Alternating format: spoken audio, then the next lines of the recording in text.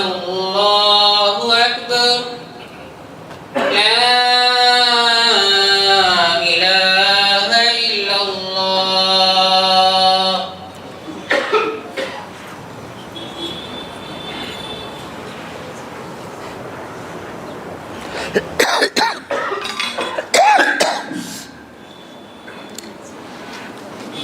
السلام عليكم ورحمة الله وبركاته.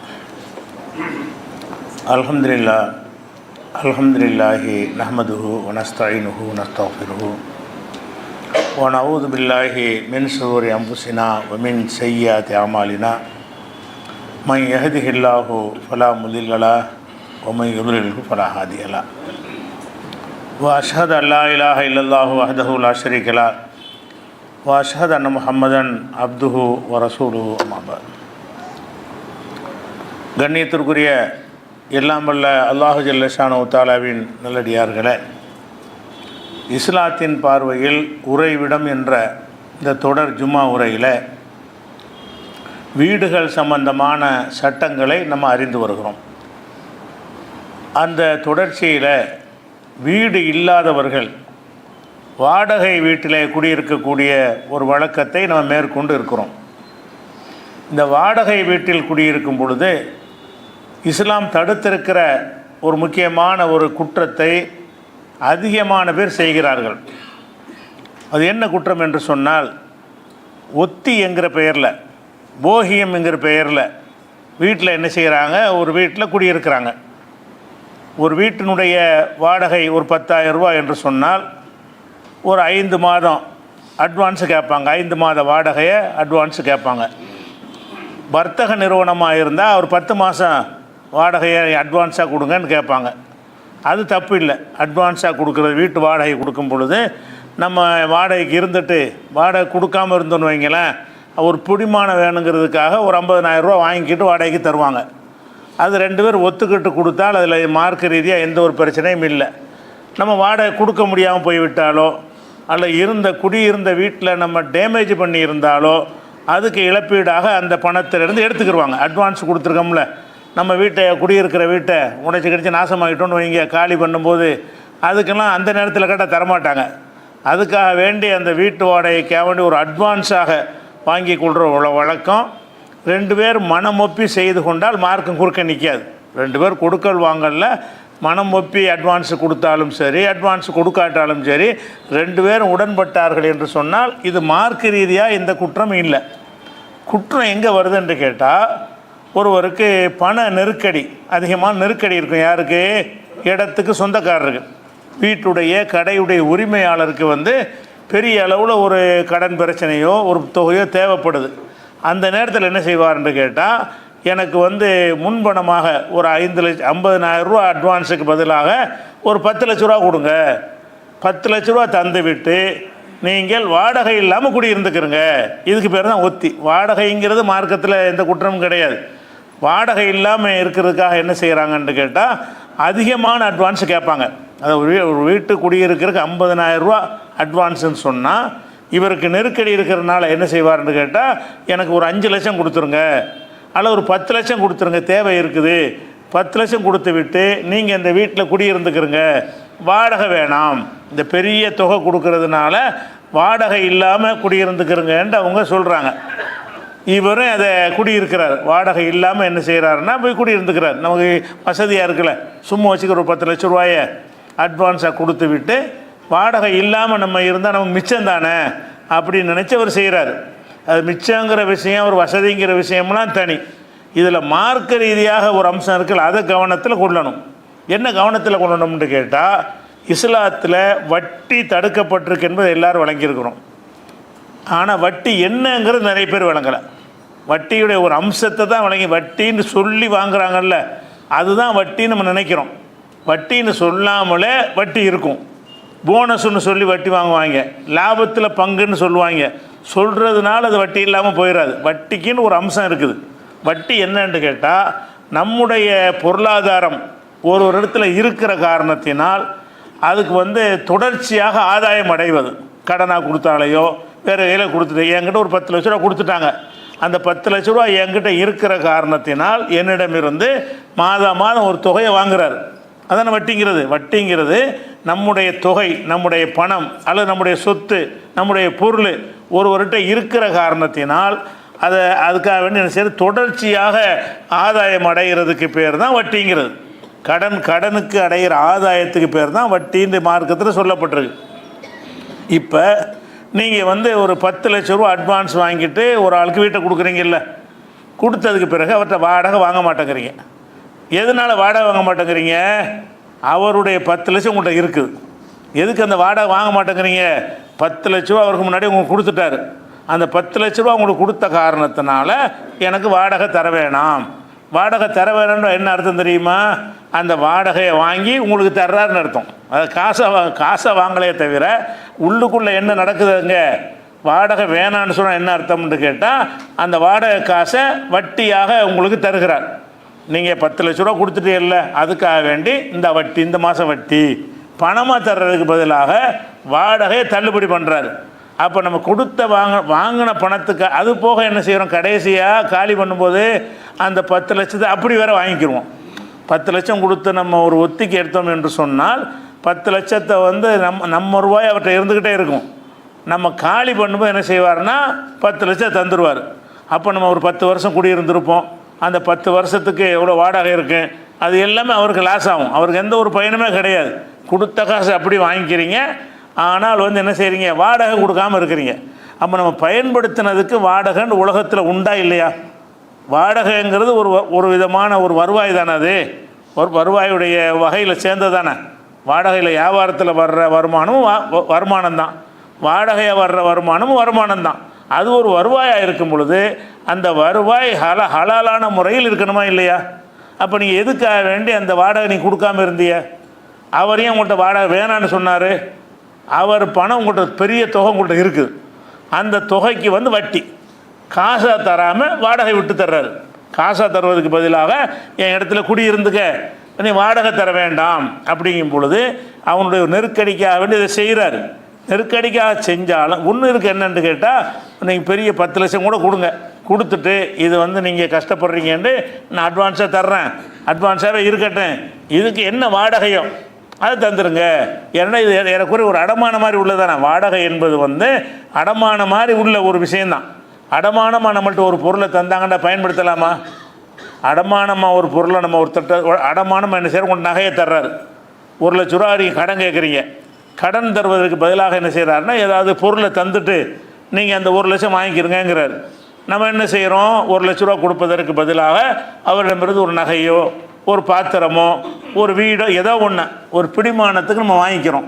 பிடிமானத்துக்கு வாங்கிக்கிட்டோம்னு சொன்னால் அதை நம்ம பயன்படுத்தலாமா? அந்த நீங்கள் அடமானமாக வாங்கினது நீங்கள் யூஸ் பண்ணுறதுக்கு வாங்கலை. ஏன்னு கேட்டால் நீங்கள் கொடுத்த காசை திருப்பி வாங்கிடுவீங்க. எவ்வளோ கொடுத்தீங்களோ திருப்பி உங்களுக்கு வந்துடும்.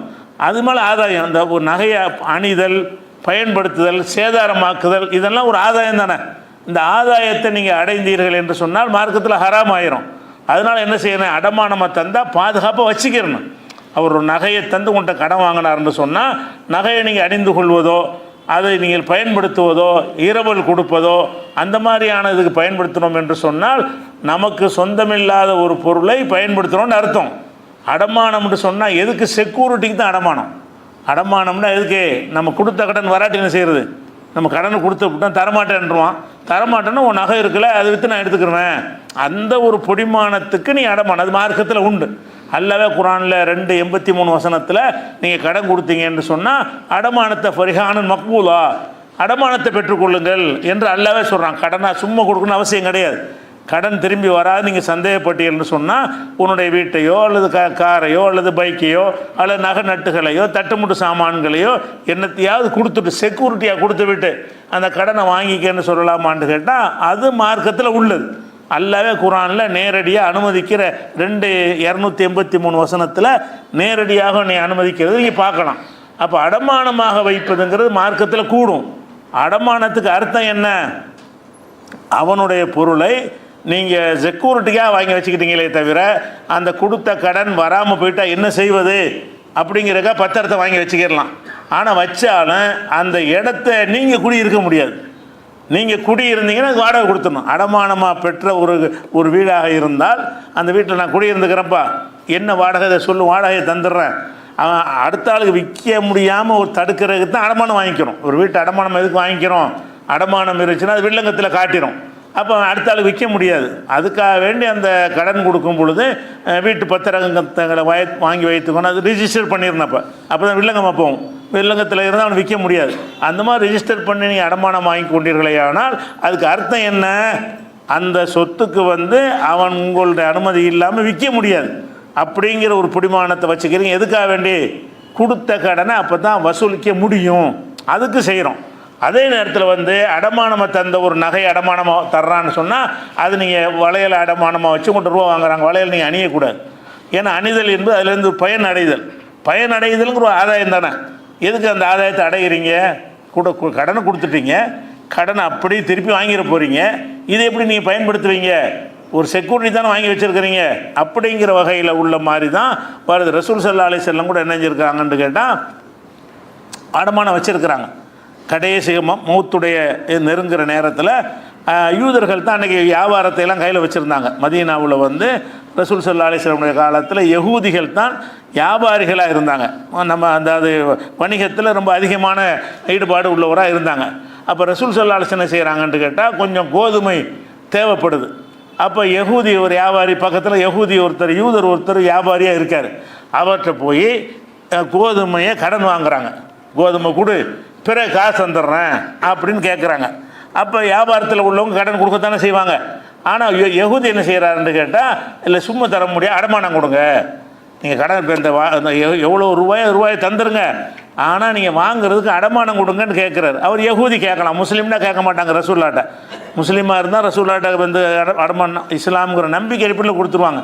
யகூதி அவர் வியாபாரி என்ன செய்கிறாருன்னு கேட்டால், நீங்கள் தேவையான நீங்கள் கோதுமையை வாங்கிக்கிறங்க, அதுக்குரிய காசை நீங்கள் தாங்க, தர்ற வரைக்கும் அடமானமாக என்கிட்ட எதையாவது கொடுங்க அப்படின்னு அவர் கேட்டு ரசூல்லா என்ன செய்கிறாங்கன்னா, இரும்பு கவசம்னா இரும்புனாலே சட்டை மாதிரி போட்டிருப்பாங்க. போர்க்களத்துக்கு போகும் பொழுது வாழ்நாளை தாக்கிடக்கூடாது, வெட்டிடக்கூடாது என்பதற்காக வேண்டி இரும்பினால் உள்ள ஆடைக்கு பேர் கவசம்னு சொல்லுவாங்க. அந்த இரும்பு கவசத்தை அவனுக்கு அடமானமாக வேறு கொடுக்க ஒன்றுமே இல்லை. ரசூல்லாட்ட கொடுப்பதற்கு நகை நட்டு தங்கம் அது மாதிரி வெள்ளி பாத்திரங்கள்லாம் ஒன்றும் கிடையாது. அது போர்களை சந்திக்கக்கூடியவர்களாக இருந்ததுனால போர் தளவாடங்கள் தான் அவங்கள்ட்ட இருக்கும் பெரும்பாலும். அதனால் என்ன செய்கிறாங்கன்னா, என்கிட்ட அந்த கவசம் தான் இருக்குது, இந்த கவசத்தை நீ வச்சுக்க, நான் கடனை தரும்போது நீ கவசத்தை உன்ட்ட தந்துட்டு நான் உன்ட்ட வாங்கிக்கிறேன், கடனை கொடுத்துட்டு கவசத்தை வாங்கிக்கிறேன்னு அடமானம் பட்டுறாங்க. இந்த அடமானமாக கொடுத்தார்கள் என்பது புகாரில் 2252 ஹதீஸ்லையும் இன்னும் பல ஹதீஸ்களையும் ஒன்று போதும், நிறைய இடங்கள்ல இருக்குது. அப்போ நபிகள் நாயகம் ஸல்லல்லாஹு அலைஹி வஸல்லம் கூட கடன் வாங்கும் பொழுது அடமானம் கொடுத்துருக்குறாங்க. ஆனால் வட்டி கிடையாது. இது அவன் ஏன் கடன் கொடுத்தான்னு சொன்னால் வியாபாரத்தில் லாபம் வரும்ல. அடமானம் 2 வகை இருக்குது. அடமானத்தை வாங்கிக்கிட்டு வட்டி கொடுக்குறோம் ஒரு வகை இருக்கிறாங்க. நீங்கள் ஒரு சேட்டு கடை, இந்த மார்வாடி கடை, பான் புரோக்கர்லாம் வச்சுருப்பாங்கல்ல, அவங்கள்ட்ட போய் நீங்கள் கடன் கேட்டீங்க என்று சொன்னால் ஒரு பொருளை வாங்கிக்கிட்டு உங்களுக்கு ரூபாயை தருவான். வட்டிக்காக அதை வாங்கிக்கிறேன். இதுக்காக வேண்டி வட்டி தொழில் செய்கிறவனு வாங்குவான். வியாபாரிகள் அடமானம் வாங்குவாங்க. வியாபாரிகள் எது பண்ணுறாங்கன்னா, அவங்களுக்கு வியாபாரத்தில் உள்ள லாபம் வரும்ல, அதனால் என்ன செய்வாங்கன்னா அது போதும் அவங்களுக்கு. அதனால் செக்யூரிட்டிக்கு அடமானம் வாங்கிக்கிடுவாங்க. ரசூல் ஸல்லல்லாஹு அலைஹி வஸல்லம் வாங்கினது எந்த மாதிரின்னு கேட்டால், வியாபாரிகிட்ட கோதுமை வாங்குறாங்க. கோதுமை ஒரு 1000 ரூபாய்க்கு கோதுமை வாங்குறாங்கன்னு வைங்க, அதில் ஒரு 100 ரூபா அவனுக்கு இருக்கும்ல. 1000 ரூபாய்க்கு கோதுமை வாங்குறாங்கன்னு கேட்டால் ஒரு 100 ரூபா லாபம் வச்சுருப்பான். 100 ரூபா லாபம் இருக்கிறதுனால அவன் என்ன செய்கிறான்னு கேட்டால், அதை கடனாக கொடுத்து அடமானத்துக்கு வாங்கிக்கிறான். அடமானத்துக்காக வேண்டி அந்த கேடயத்தை வாங்கிக்கிறான். கேடயத்தை கொடுத்த உடனே அவன் திருப்பி கொடுத்துருவான். எதை ரூபாயை கொடுத்த உடனே கேடயத்தை திருப்பி தந்துடுவான். இந்த மாதிரி ரசூல் ஸல்லல்லாஹு அலைஹி வஸல்லம் வர அடமானம் வச்சாங்கன்னு வட்டிக்கு வச்சான்னு விளங்கிடக்கூடாது. ரசூல்லா வியாபாரிட்டு தான் வச்சாங்க, வட்டி கடையில் வைக்கல. அதான் அடமானம் வாங்குறவர் 2 பேர் இருந்தாங்க. வட்டி கொடுப்பதற்காகவே தொழில் நடத்தி அதுக்கு அடமானம் வாங்குறவன் இருக்கிறான். அவன்கிட்ட நீங்கள் வாங்கினீங்கன்னா வட்டி இல்லாமல் அடமானத்தை வாங்கவே மாட்டான். நீங்கள் அடமானம் கொடுத்தீங்கன்னு சொன்னால் அவனுடைய வட்டியோடு சேர்த்து தான் நீங்கள் திருப்பி செலுத்தணும். ஆனால் ரசூல் ஸல்லல்லாஹு அலைஹி வஸல்லம் காலத்தில் வட்டிக்கேண்டு அடமானம் வாங்குறவங்களும் இருந்தார்கள். வட்டி இல்லாமல் வியாபாரத்து வைக்கிறதுக்கு அடமானம் வாங்கிக்கிறவங்க. வியாபாரம் ஒரு லாபம் தானே, லாபம் இருக்கும் பொழுது அடமானம் வாங்குற ஒன்றும் பிரச்சனை. வட்டி இதுக்கு லாபம் வைக்கணும், வியாபாரத்தில் நமக்கு லாபம் கிடைக்குதுல்ல அப்படிங்கிறதுக்காக வேண்டி பொருள்களை கடனாக கொடுத்து விட்டு அதை திருப்பி தர்ற வரைக்கும் அடமானத்துக்கு என்னத்தையாவது கொடு என்று வாங்கிடுவாங்க. ஆனால் ரசூல்லா இது மௌத்தாகிறதுக்கு சில நாட்களுக்கு தான் வாங்கினாங்க. அதை மீட்காமலே மரணித்துட்டாங்க. பிந்தி வந்தவங்க தான் மீட்டாங்க. ரசூலுல்லாஹ் மௌத்தா போகிற வரைக்கும் அந்த கவசத்தை மீட்கவும் இல்லை, அந்த கடனை கொடுக்கவும் இல்லை, கொடுக்காமே மௌத்தாகிட்டாங்க. அது பிறகு தான் நினைஞ்சிருக்காங்க, குடும்பத்தார் தான் அதை வந்து மீட்டிருக்கிறாங்க. இது எதுக்கு சொல்கிறோம்னு கேட்டால், இந்த அடமானமாக வைத்து கொன்ற ஒன்றை யகூதிட்ட கொண்டை கொடுத்து வாங்குறாங்கல்ல, இந்த அடமானத்துக்கு மார்க்கத்தில் கூடுமானா கூடும். ஆனால் அடமானம் என்பது அமானிதம். அடமானம் என்பது வந்து நீங்கள் யூஸ் பண்ணுறதுக்கு தர்றதில்லை. ஆனால் வாடகைங்கிறது இருக்குல்ல, வாடகை என்பது நம்ம பயன்படுத்திக்கிறதுக்கு பர்மிஷன், அதுக்காக உள்ள பயன்படுத்தினால் எவ்வளோ சேதாரங்கள் ஏற்படும். அந்த மாதிரி ஒரு காரணத்துக்காக வேண்டி தான் என்ன செய்கிறாங்க, வாடகை மார்க்கத்தில் கூடும். ஆனால் சும்மா பயன்படுத்தி அடமானமாக வைத்ததை பயன்படுத்தி கொள்வது கூடாது. இப்படி ஒரு விஷயம் இருக்குது. அந்த அடிப்படையில் இந்த ஒத்திங்கிறது என்ன வகையில் வருதுன்னு கேட்டால், நம்ம ஒரு தொகையை கொடுக்குற காரணத்தினால் நான் வந்து அதுக்கு தர வேண்டிய வாடகையை தரமாட்டேன் அப்படின்னு சொல்கிறது தான் வருது. ஒரு நட்பு அடிப்படையில், ஒரு சொந்தங்கிற அடிப்படையில் நீங்கள் கூடுதலான ஒரு அட்வான்ஸை கொடுத்து விட்டு அதுக்கு வாடகை என்னவோ ரீசனபிளாக அது கொடுங்க. அதிக தொகை கொடுக்கறது தப்பு இல்லை. அட்வான்ஸ் வந்து 50,000 ரூபா கொடுக்க வேண்டிய ஒரு இடத்துக்கு 5 லட்சம் கூட கொடுங்க. அது என்னவா கொடுக்கணும், அட்வான்ஸ் அப்படி இருக்கட்டும், நீ இதுக்கு என்ன வாடகையை சொல்லு, ஏன்னா அந்த காசை திருப்பி தரப்போகிற. நான் தந்த 5 லட்சம் ரூபாயை, நான் தந்த 10 லட்சம் ரூபாயை அப்படியே திருப்பி நீ தரப்போகிறேன். அதுக்கு நான் ஆதாயம் அடையக்கூடாது. ஆனால் வீடு உன் வீட்டை வந்து இன்னொரு ஆளுக்கு வாடகை கொடுத்தா வாடகை கிடைக்குமா இல்லையா, அந்த வாடகை நான் தந்துடுறேன் அப்படின்ற அடிப்படையில் வாடகையை கொடுத்து விட்டு நம்ம இருந்தோம் என்று சொன்னால் அது வட்டி வராது. வாடகை கொடுக்காமல் இருந்தோம் என்று சொன்னால், நம்ம கொடுத்துருக்கோம் 10 லட்ச ரூபா அல்ல 5 லட்ச ரூபா, அதுக்கு உள்ள வட்டி. அதுக்காக இந்த ஆதாயத்தை அடைகிறோம். நம்முடைய பணம் அவன்கிட்ட இருக்கிற காரணத்தினால் அவனுக்கு கொடுக்க வேண்டிய ஒன்றை நம்ம எடுத்துக்கொள்கிறோம். இதுதான் வட்டிங்கிறது. இது சர்வ சாதாரணமாக என்ன செய்கிறாங்கன்னு கேட்டால், இதை வேணும்னு மார்க்கத்தை மீறுறதுக்காக அவங்க செய்கிறதில்ல, தெரியல எதுக்காக மக்கள் செய்கிறாங்கன்னு கேட்டால், இதில் என்ன இருக்குது, நமக்கு ஆதாயம் தானே அப்படின்னு பார்க்குறாங்களே தவிர, அல்லாஹ் வந்து வட்டியை ஒரு கடுமையான விஷயமாக சொல்கிறான். அல்லாவுக்கு எதிராக போர் செய்கிற அளவில் உள்ள விஷயமா அல்ல சொல்கிறான். வட்டி வாங்குறீங்கன்னு கேட்டால் அது ஒன்றும் பிஹார்பி மினல்லாஹி வ ரசூலிஹி, அல்லாஹ் ரசூலுக்கு எதிராக நீங்கள் போர் பிரகடனம் செய்யுங்க, என்னோட யுத்தத்துக்கு வர்றீங்க அப்படின்னு அல்லாஹ் வந்து அது கடும் வார்த்தையை சொல்கிறான். இன்னும் சொல்ல போனால் ஷிர்க் இந்த மாதிரி விஷயத்துக்கு நிரந்தர நரகம்னு நம்ம விளங்கி வச்சுருக்குறோம். வட்டிக்கும் அதே தான். வட்டிங்கிற ஷிர்க் அளவுக்கு உள்ள விஷயமா இல்லை. ஒமன் ஆதஃப உலாய்க அஸ்ஹாபுன்னாரி ஹும் ஃபியா காலிதூன். யார் வந்து இந்த வட்டியிலேருந்து இந்த போதனையெல்லாம் தெரிந்த பிறகு, தெரியாமல் வாங்கினா குற்றம் இல்லை. இதுக்கு முந்தைய நீங்கள் ஒத்தியை பற்றி சட்டம் தெரியாமல் நீங்கள் வாங்கியிருந்தால் குற்றம் வராது. யார் இந்த போதனை கிடைத்த பிறகு திருந்தி கொள்கிறாரோ அவரெல்லாம் மன்னிப்பான். திருந்தி கொள்ளவில்லை என்னால் உலாய்க அஸ்ஹாபுன்னார், அவர்கள் நரகவாசிகள், ஹும் ஃபியா காலிதூன், அதில் நிரந்தரமாக இருப்பார்கள்.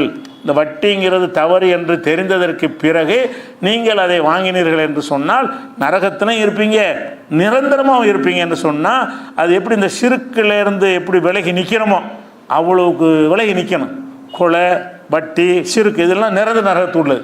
கொலை செய்வதற்கு பயப்படணும், ஷிர்க் வைப்பதற்கு பயப்படணும். எந்தளவுக்கு பயப்படணும், மொத்த லைஃபே போயிடும். வேறு பாவத்துக்காவது அல்லாஹ் மன்னிச்சு விட்ருவான். அல்லது மன்னிக்காட்டால் கூட கொஞ்சம் நாளைக்கு தண்டனையை கொடுத்துட்டு அப்புறமேலாவது சொர்க்கத்துக்கு கொண்டு வந்துடுவான். நிரந்தர நரகம்ங்கிறவனுக்கு சொர்க்கத்துக்கு போகவே முடியாது. பர்மனெண்ட் நரகம்னு சொன்னால் நரகத்துக்கு போகிறான், அவ்வளோதான், கடைசி வரைக்கும் அங்கே தான் கிடக்கணும். அப்படியான ஒரு குற்றமாக வட்டியை சொல்லி இருக்கும் பொழுது நம்ம வட்டியோட இந்த வாடகை வந்தால் கூட என்ன செய்யணும், விலகி நின்று கொள்ளணும். ஆனால் விளங்காமல் என்ன செய்கிறாங்கன்னு நிறைய பேர் வந்து அந்த குத்தகை அதாவது இந்த வட்டிக்கு வாங்குறாருல, இவன் வந்து வட்டி வாங்கி திங்கிறவன் ஆயிடுறான். யார் வாடகை குடியிருக்கிறான்ல அவன் தான் வட்டி வாங்குகிற குற்றத்துக்குள்ளவன் ஆகிறான். வாடகைக்கு விடுறான்ல, ஒத்திக்கு விடுறான்ல, அவன் வந்து வட்டி வாங்கலை, அவன் என்ன செய்கிறான், வட்டி தர்றான். அந்த 10 லட்ச ரூபா உங்களுக்கு அட்வான்ஸ் வாங்கினவன் இருக்கான்ல, அவன் வந்து வட்டி சாப்பிட்ட குற்றத்தை அவன் செய்யலை, உங்களுக்கு வட்டி தர்றான். வாடகை இல்லாமல் மைனஸ் பண்ணுறான்ல, வாடகை வேணான்னு சொல்கிறான். என்ன அர்த்தம்னு கேட்டால், வாடகை காசு உங்கள்கிட்ட வாங்கிட்டு உங்கள்கிட்ட திருப்பி தர்றான்னு அர்த்தம். வாடகை வேணான்னு சொல்கிறதுக்கு அர்த்தம் என்னன்னு கேட்டால், நீங்கள் கொடுக்குற 20,000 ரூபா வாடகை கொடுக்குறீங்க, நீ நான் வச்சுக்கப்பான்னு தர்றான். ரெண்டு ஒன்று தானே. வாடகை வாங்குறது என்பது வந்து அவன் உங்களுக்கு தருகிறான். அப்போ இதில் பெருங்குற்றம் யாருன்னு கேட்டால் குடியிருக்கிறவன் தான். வாங்குறவன் வந்து வட்டியை வந்து கொடுத்தவன் ஆகுறானே தவிர வட்டி வாங்குறவன் ஆக மாட்டான். 4 பேர் இருந்தால் கூட வட்டியை சாப்பிட்றவங்களுக்கு தான் நிரந்தர நரகம் இருக்குது. அப்போ அந்த மாதிரி வாடகை குடியேற அல்லாஹ் தந்தான்னா நீங்கள் என்ன செய்யுங்க, சொந்த வீடு வாங்க. இல்லைன்னு சொன்னால் இந்த பெரிய தொகை இல்லாமல் வாடகைக்கு தர இடம் இல்லாமையா இருக்குது. வாடகை இடம் கிடைக்குதா கிடைக்கலையா? கிடைக்குது. கிடைச்சாலும் நீங்கள் என்ன செய்கிறீங்க, ஒரு வாடகை இல்லாமல் ஒரு லாபம் தானே, அந்த ஒரு கணக்கில் தான் இப்படி தேடுறீங்களே தவிர, அது இல்லாட்டி நீங்கள் குடியிருக்க வழி இல்லைன்னு எவ்வளோ வாடகை வீட்டில் இருக்க தானே செய்கிறாங்க எத்தனை மக்கள். அப்போ அந்த மாதிரி தான் நம்ம தேடணுமே தவிர, எந்த காரணத்தை கொண்டு இந்த வட்டிங்கிற ஒத்திங்கிற பல பேர் வச்சுருப்பாங்க. பேர் என்ன பேர் வச்சாலும் இந்த அம்சம் இருந்தால் அதில் வட்டி வந்துடும். எந்த அம்சம்? பெரிய தொகையை கொடுத்து விட்டு அதற்குரிய வாடகையை நீங்கள் சாப்பிடுவது. பெரிய தொகையை கொடுத்த காரணத்திற்காக வேண்டி வாடகை கொடுக்காம சாப்பிட்டோம் என்று சொன்னால் அது வட்டி ஆயிரும். அதே நேரத்தில் ஒரு அடமானமாக ஒரு பொருளை வாங்கிட்டோம்னு சொன்னால் ஒரே ஒரு நேரத்தில் மட்டும் நமக்கு யூஸ் பண்ண அனுமதி இருக்குது. அது என்ன அனுமதி இருக்குதுன்னு கேட்டால், நீங்கள் கால்நடை அடமானமாக கால்நடைகளையும் வைப்பாங்க. அந்த காலத்தில் அடமானமாக வைக்கிறது சட்டி பொட்டியை கொண்டு அடமானமாக வைக்கிற மாதிரி, நகை நட்டுகளை அடமானமாக வைக்கிற மாதிரி, என் ட்ரெஸ்ஸை கூட அடமானமாக வைப்பாங்க. அந்த காலத்தில் ட்ரெஸ்ஸும் பெருமதியானது. இப்போ இந்த காலத்து மாதிரிலாம் கிடையாது. ட்ரெஸ்ஸுங்கிறது ஒரு ஆள்கிட்டே ஒரு ட்ரெஸ்ஸை 2 ட்ரெஸ் தான் இருக்கும். பழைய ட்ரெஸ் எல்லாம் கூட மதிப்பு உள்ளதாக இருந்த ஒரு காலம். இன்றைக்கி அப்படி கிடையாது. அதனால் ஆடைகளை கொண்டு அடமானமாக வைப்பாங்க. அதே மாதிரி நகை நட்டுகளை வைப்பாங்க, பாத்திரங்களை கொண்டு வைப்பாங்க. அந்த மாதிரி வைக்கிறதுல கால்நடையை கொண்டு வச்சுருவாங்க. ஆட்டை வச்சுக்கிட்டு கொடு, இந்த ஆட்டை வச்சுக்கிட்டு ஒரு 1000 ரூபா கொடு, நான் 1000 ரூபா தந்துட்டு ஆட்டை வாங்கிக்கிறேன். ஒரு மாடு வச்சுருப்பாங்க, இந்த ஒரு ஒட்டகம் வச்சுருப்பாங்க. இந்த ஒட்டகத்தை வைத்து கொண்டு எனக்கு ஒரு 50,000 ரூபா கொடு, 50,000 ரூபா தந்து விட்டு ஒட்டகத்தை வாங்கிக்கிறேன். இப்படியும் அடமானம் கொடுக்கக்கூடிய ஒரு வழக்கம் ரசூலுல்லாஹ்வுடைய காலத்தில் இருந்துச்சு. அதுக்கு மட்டும் ரசூலுல்லாஹ் என்ன செஞ்சாங்கன்னு கேட்டால், பயன்படுத்திக்கலான்ட்டாங்க. நீங்கள் ஆட்டை அடமானம் வாங்கினீங்களா, மாட்டு அதுக்கு தீனி போடணுமே. அதாவது வீட்டு அடமானம் வாங்கினா தீனி போட தேவையில்லை. ஆட்டு அடமானம் வாங்கினீங்கன்னா அடமானம் வாங்கி நீ கட்டியே போட்டுற முடியுமா? அது வேலை 3 வேளைக்கு அதுக்கு சாப்பாடு கொடுக்கணுமா இல்லையா? அதுக்கு புல் கொடுக்கணும்ல, வைக்கல் கொடுக்கணும்ல, புண்ணாக்கு பருத்தி கொட்டை கொடுக்கணும்ல, அதுக்கு என்ன உணவு தேவை இருக்குது அது கொடுக்கணுமா இல்லையா? அதனால் ரசூலுல்லாஹ் என்ன செய்கிறாங்கன்னு கேட்டால், கால்நடைகளை நீங்கள் அடமானமாக வாங்கினீர்கள் என்று சொன்னால் அதற்கு நீங்கள் தீனி போடுகிற காரணத்தினால் அதில் நீங்கள் பால் கறந்து கொள்ளலாம். ஒரு மாட்டு அடமானமாக தந்தான்னு சொன்னால் அந்த மாட்டிலேருந்து பால் கறந்து சாப்பிட்லாம். இப்போ நம்ம ஆதாயம் தான் அடைகிறோம். ஆதாயம் சும்மா அடையலை, நம்ம அந்த அடமான ரூபா அப்படி இருக்க போகுது. ஆனால் நீங்கள் தீனி போடுறீங்களா அந்த மாட்டுக்கு சாப்பாடு போடுறதுக்கு செலவழிக்கிறோமா இல்லையா?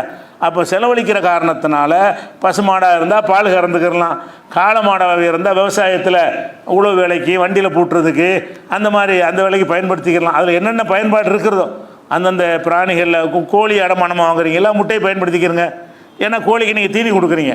கோழியாக இருந்தாலும் ஆடாக இருந்தாலும் மாடாக இருந்தாலும் உயிருள்ள ஜீவன்களுக்கு மட்டும் இதை ரசூலுல்லாஹ் சொன்னால் என்ன விளங்குதுன்னு கேட்டால், உயிரற்றவைகளுக்கு நீங்கள் பயன்படுத்தக்கூடாதுன்னு விளங்கு. இதையும் குறிப்பிட்டு சொல்கிறாங்க. ரசூலுல்லாஹ் எப்படி சொல்கிறாங்கன்னா, உயிருள்ள ஒரு விஷயமாக இருந்தால் தான் அந்த வாசகம் சொல்கிறான், அர்ரஹ்னு யுர்கபு பினஃபகத்திஹி, அடமானமாக பெற்ற கால்நடைகளில் நீங்கள் சவாரி செஞ்சுக்கிடலாம். ஒரு ஒட்டகம் இருக்குது, சவாரி செய்கிறது கூடாது. ஆனால் அடமானமாக வாங்கிட்டீங்கன்னு சொன்னால் அடுத்தவனுடைய வாகனமாக போயிடுது, பயன்படுத்தலாமான்னு கேட்டால், நீங்களுக்கு உணவு கொடுக்குற காரணத்தினால் சவாரி செய்யலாம்.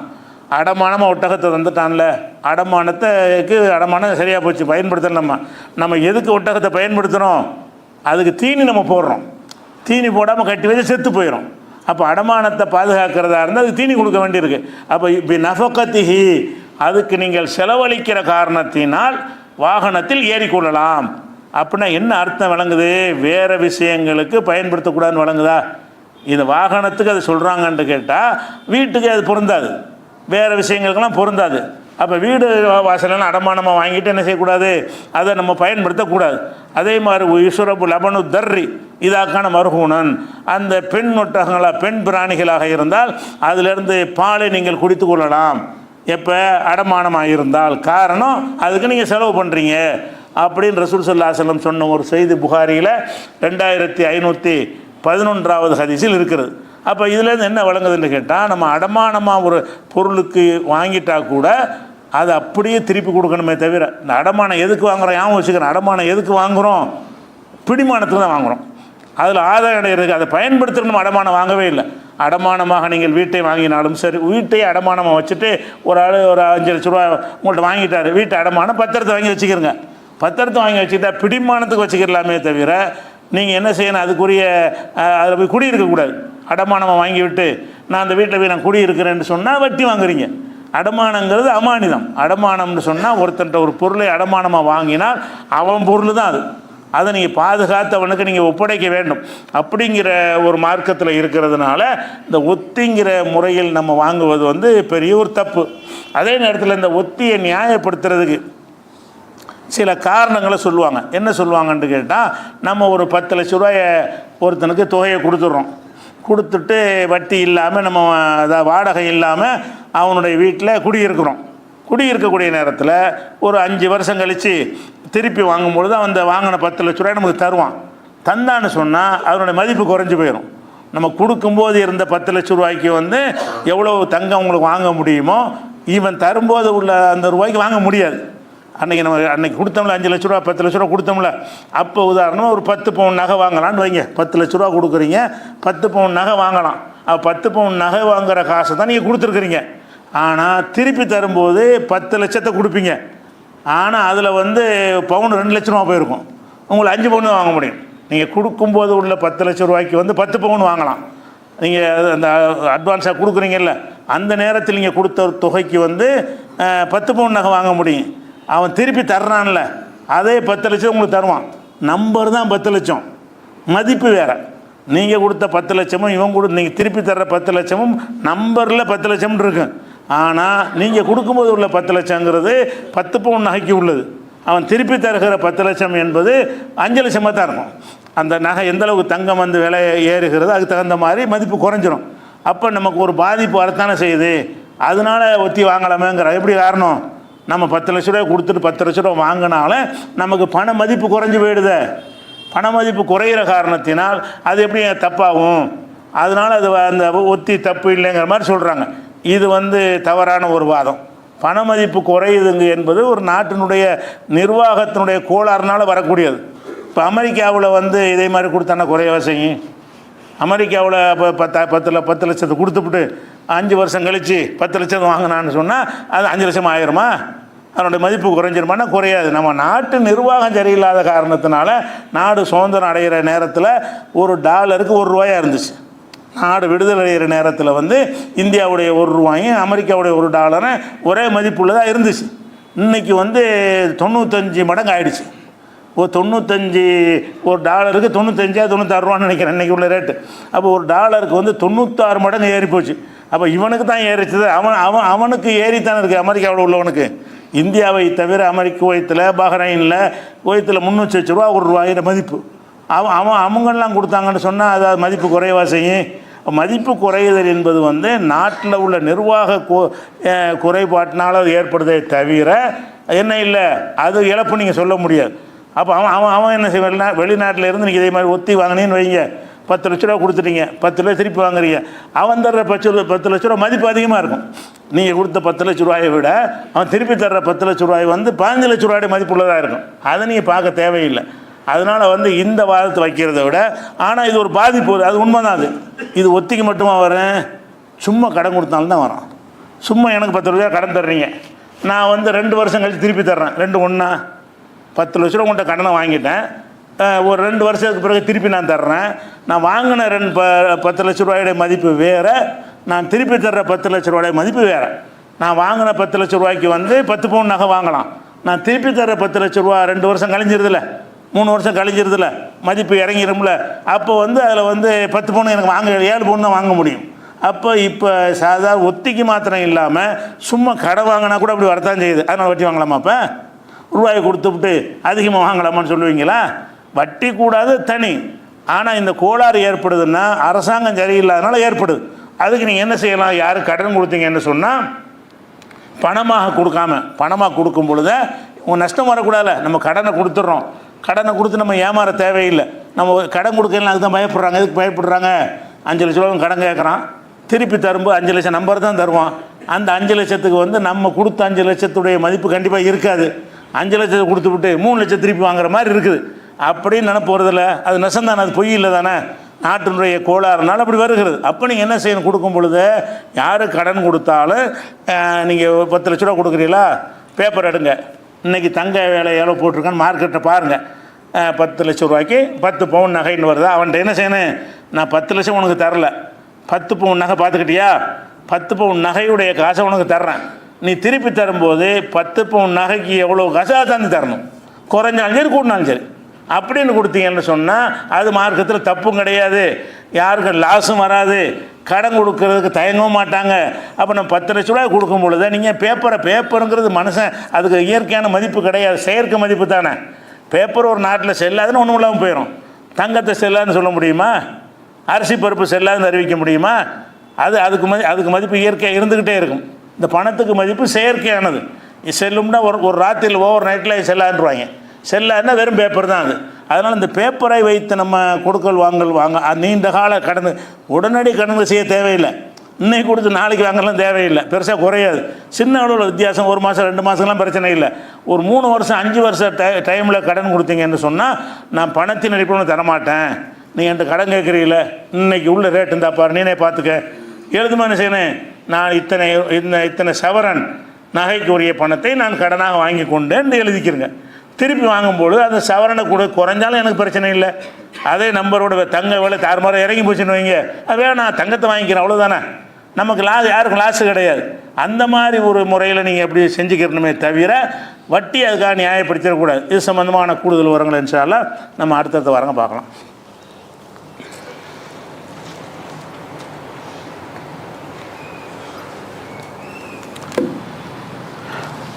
அன்பிற்குரிய சகோதரர்களே, இன்னொரு முக்கியமான ஒரு விஷயம் இருக்குன்னு கேட்டால், இப்போ இந்த வந்தே மாதரம் எனக்கு தெரிஞ்சு வச்சுக்கிறதுக்காக வேண்டி நாட்டில் ஒரு சட்டம் ஏற்றிருக்கிறாங்க.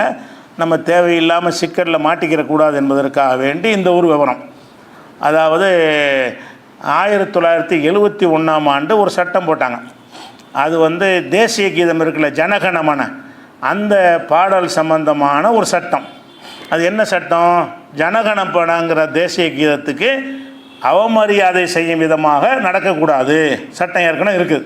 தேசிய கீதம் பாடுறாங்கன்னு வைங்க, ஹோயின்னு கத்தக்கூடாது, பாடாதான்னு சொல்லக்கூடாது, நிறுத்துறான்னு சொல்லக்கூடாது. தேசிய கீதம் தேசியத்துக்கு உள்ள ஒரு கீதம் என்று வைத்திருக்கிறார்கள், சட்டம் இருக்குது. அந்த சட்டத்தில் என்ன செய்கிறாங்கன்னு கேட்டால், வந்தே மாதரம் என்பதை இப்போ சேர்க்குறாங்க. தேசிய கீதத்துக்கு அவமதித்தால் என்ன சட்டம் இருக்கிறதோ அதே விஷயம் இனிமேல் வந்தே மாதரம் என்ற பாடலுக்கும் உண்டு என்று கொண்டு வந்துட்டாங்க. ஒரு அரசாங்க நிகழ்ச்சியில், ஒரு பொது நிகழ்ச்சியில் வந்தே மாதரம்னு பாடணும். வந்தே மாதரம் இஸ்லாமிய நம்பிக்கைக்கு எதிரானது. ஒரு துர்க்கை, அம்மன் அப்படி பண்ணி பல தெய்வங்கள்லாம் வச்சு கும்பிட்ற மாதிரி வாசகங்களும் அதில் வருது, முழு பாடலில் வரும். அப்போ அந்த வந்தே மாதரம் பாடும் பொழுது அதில் இஸ்லாத்துக்கு எதிரான கருத்துக்கள்லாம் அடங்கி இருக்கிறது, முஸ்லீம்கள் நம்பிக்கைக்கு எதிரானது தான். ஆனாலும் சட்டம் கொண்டு வந்துட்டாங்க. சட்டம் இப்போ பில் இப்போ 3 நாளைக்கு 4 நாளைக்கு முன்னாடி பார்லிமெண்ட்டில் சட்டம் பாஸ் ஆகிடுச்சு. பாஸ் ஆகும் பொழுது திமுக மட்டும்தான் எதிர்த்தாங்க, வேறு காங்கிரஸோ மற்ற யாருமே பேசாமல் எதிர்க்கலை, யாருமே எதிர்த்து பேசலை. திமுக மட்டும் எதிர்த்தாங்க. மெஜாரிட்டி இருக்கிறனால அந்த சட்டத்தை நிறைவேற்றிவிட்டாங்க.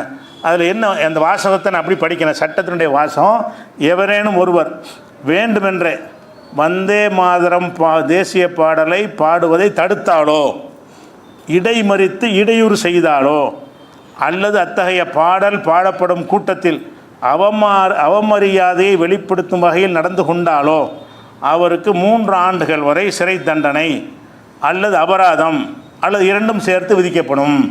அப்போ தேசிய வந்தே மாதரம் படிக்கும் பொழுது படிக்கக்கூடாது இப்படின்னு இடையூறு பண்ணிங்கன்னு சொன்னால் 3 வருஷம் ஜெயில் கொடுத்துருவாங்க. அல்லது அபராதம் நீதிபதி விருப்பத்தை பொறுத்தது.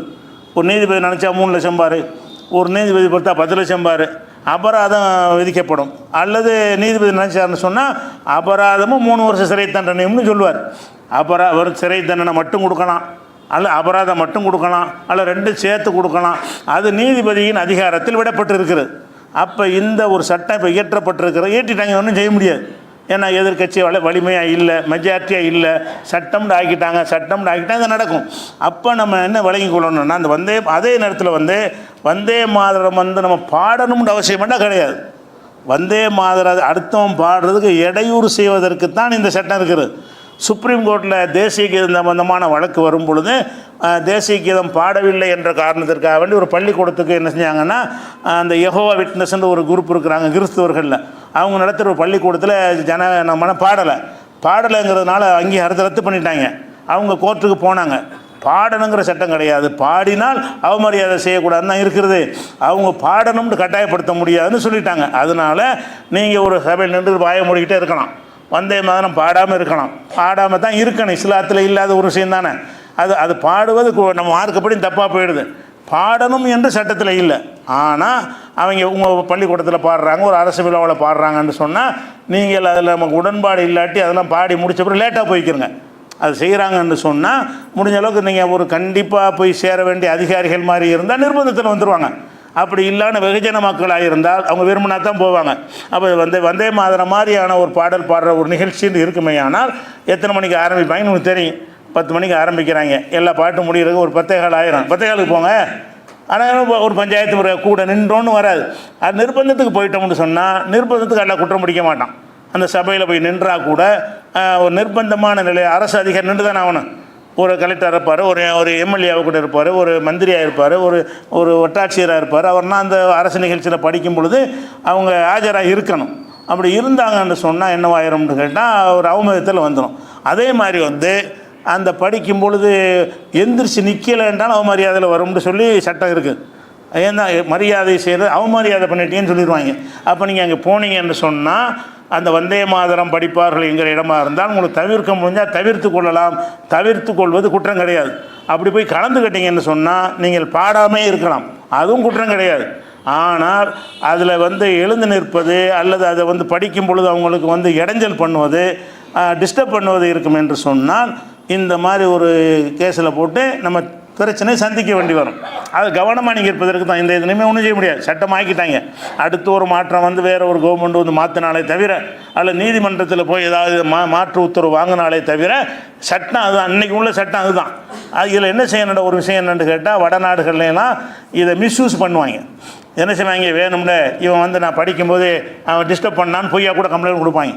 இது எது கொண்டு வந்திருக்காங்க என்றால் நம்ம எவ்வளோ தான் கவனமாக இருந்தாலும் தமிழ்நாடு கேரளா போன்ற மாநிலங்களில் அப்படி வராது, பெரும்பாலும் வராது. வேறு மாநிலங்கள் என்ன செய்வாங்க என்று கேட்டால் ஒரு முஸ்லீமை பழி வாங்குறதுக்காக வேண்டி 2-3 ஆளுக்களை பேரை சொல்லி இவன் நாங்கள் வந்தே மாதரம் பாடும்போது ஏன்டா வந்தே மாதரம் படித்தேன்னு கேட்டான் அப்படின்னு போய் எழுதி கொடுத்தாங்கன்னு வைங்க. அப்புறம் இல்லை இருக்குன்னு நிரூபித்து வர்றது 10 வருஷம் ஆகும், கேஸ் போட்டு விட்ருவாங்க. அந்த மாதிரியான அதுக்கு தான் இதை கொண்டு வந்திருக்கிறாங்க. அதாவது வந்தே மாதரத்தை அவமதித்தார்கள் என்ற ஒரு காரணத்தை வைத்து யார் மேன்ட்ட வேண்டாலும் வழக்கெல்லாம் போடலாம். அப்படியெல்லாம் ஒரு சூழ்நிலை இருக்கிறதுனால நீங்கள் அதுக்கு போகாமல் லேட்டாக போனால் உங்களுக்கு சேஃப்டி. நீங்கள் போயிட்டீங்கன்னு வைங்க, என்ன பண்ணுவான், இவர் வந்தே மாதரம் பாடும்போது கேள்வி பண்ணினார், கிண்டல் பண்ணாருன்னு சொல்லுவாங்க.